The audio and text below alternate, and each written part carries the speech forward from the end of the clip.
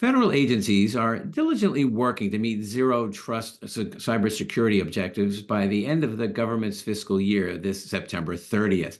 One of those objectives involves implementing more granular access controls to federal resources so that federal workers can use the data and applications they need while limiting the risks of cyber attacks. This increasingly involves working with technology partners who understand the complexities of government IT systems and who can help agencies achieve a more holistic, interoperable IT environment. I'm Wyatt Cash with Scoop News Group, and here to talk more about putting those elements in place are Alan Hill, Chief Information Officer at the Federal Communications Commission, and Jane Zipoli, Regional Manager, Federal Security Sales at Cisco. Alan and Jane, thank you so much for joining us. And Alan, let me start with you. First, give us a brief snapshot of your portfolio of responsibilities and what key challenges are you and others in your position having to overcome to implement the necessary access management controls required by the administration, and in your case, as a regulatory agency by Congress. Wyatt, thank you for having me on this platform here to talk about zero trust and actually the challenges going through moving our systems out of our data center and getting them into the cloud. So one is my responsibility is to get what we have in our current data center into the cloud. We've actually got this year about 3/4 of our systems out of the data center now, and that's significant. We've got about 400 systems remaining now. That's a great accomplishment my team has been able to achieve. We're moving into our various CSPs. We also have the thing necessary that's important is the network modernization. So that's also one of the things that we got to work on. So from cloud migration to technology modernization and network modernization is essential. The biggest challenge, obsolete technology. That is the barrier to really getting down to where you have those access control implemented. And it's important. That inhibits us from being able to implement zero trust architect. It's a challenge when you have old technology that doesn't. It's IPv4. It's not IPv6. Being able to get that granular micro segmentation level. That's hard to do that. It's also important to balance the security with accessibility. We have public services. We got to be mindful of that, so we can't break things too. Integration, interoperability. Very important. Those can also be challenging.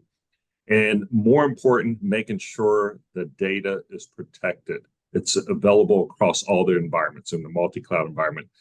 Overcoming these challenges requires close coordination with multiple bureaus, internal to FCC and external with other agencies.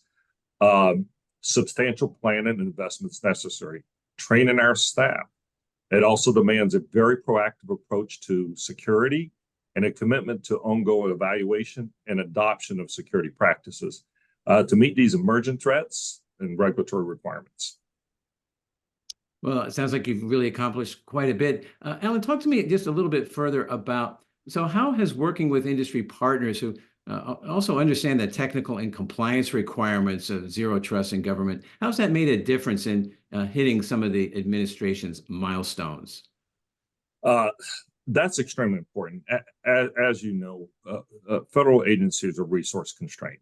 They don't have necessarily the expertise and the technologies that we need today to bring zero trust. And those industry partners bring that expertise. They understand how to make their systems to be zero trust, to work in that environment.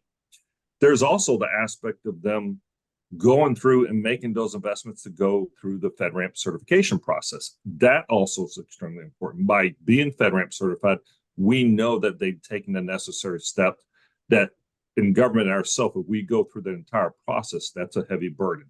And so by them delivering those services already certified, we know there's a level of protection already in place. It's a cost-effective way to obtain the technologies that we need. It also streamlines our compliance, extremely important to what we need to be able to do. So when we're going through our ATO process, we have a lower level of responsibility because they have already delivered that. It also helps us think long-term and how we do digital transformation. We can understand where they're making those investments long-term and how they're bringing those type of technologies into the environment. That allows us to be very strategic in our investments, ensuring that they're in place in time. It enhances our security posture. It helps us be alignment with regulatory requirement. It brings efficiency in our modernization. We get out of that CapEx approach to an OpEx, and it really optimizes our resources. Collaboration with industry partners who are well-versed in zero trust really brings a stronger commitment to compliance. It also helps us facilitate meeting important milestones provided by Congress or the administration.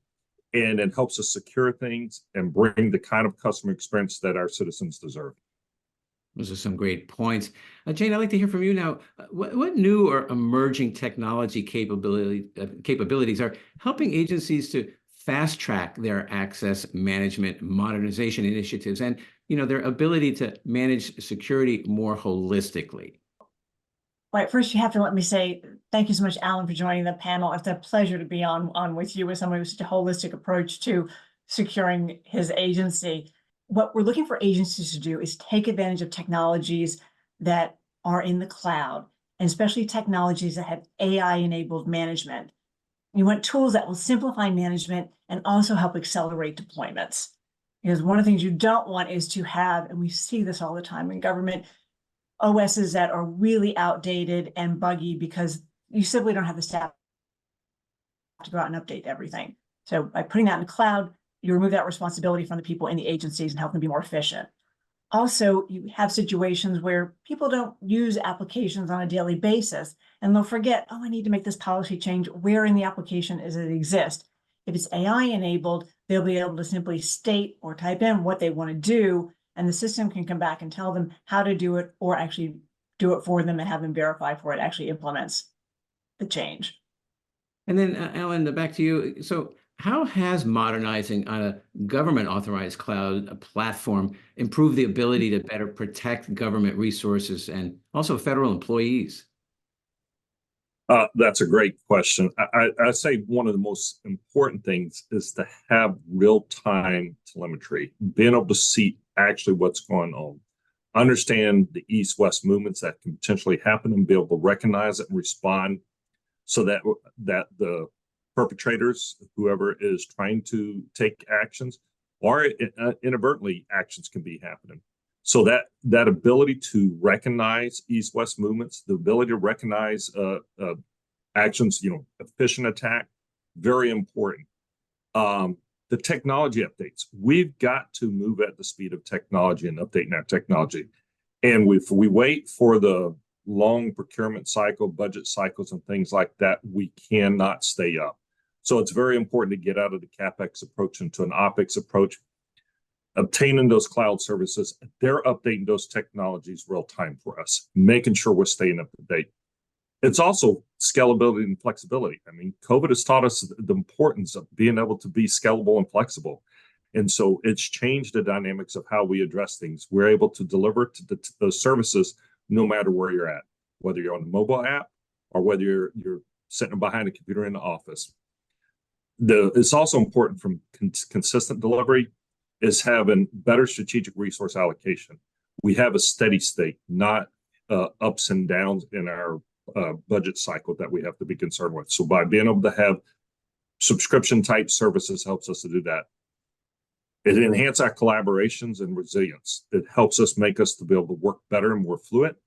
And also from a compliance and security, which it takes care of that. We have a lower threshold of things that we got to work with by buying things that are already compliant. And that's extremely important. And Jane, what would you add to the importance of moving to a government authorized cloud relative to protecting government resources? Well, first of all, you need to make sure you have access control down to the application level, and down to the application level, both whether you're in the cloud or on site. So no longer is it acceptable that you go into your VPN and you can get anywhere in the network. You have to make sure, and this is very challenging to do, but very essential to do, that really down to the application level, who is allowed to have access to it. And you also are monitoring to see if people who don't have access to it are trying to get into it. So you can stop that type of behavior too. And then lastly, a question for both of you. Alan, let's start with you.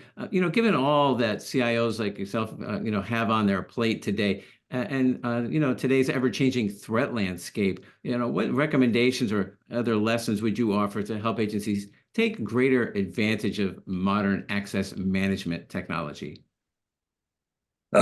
First off, your digital transformation roadmap, build zero trust principles into it. Extremely important. Continuous verification, making sure that our systems are secure. Interoperability, extremely important. We got to make sure that we're making investments in technology that are interoperable. We cannot be doing bolt-ons. That's what gets us in trouble. When we have bolt-ons, that causes where the tool doesn't work right. And it's not giving us the telemetry we need. It's not helping us bring that business intelligence and enterprise intelligence we need to automate the network, to leverage AI and machine learning capabilities. We got to have accurate telemetry. Multi-factor authentication, obviously extremely important. It's got to be adaptive in nature too, though. Being able to get down, as Jane said, micro-segmentation, extremely important. Get down to the granular. We got to be able to recognize, have security zones set up, being able to recognize. We cannot wait for patching anymore.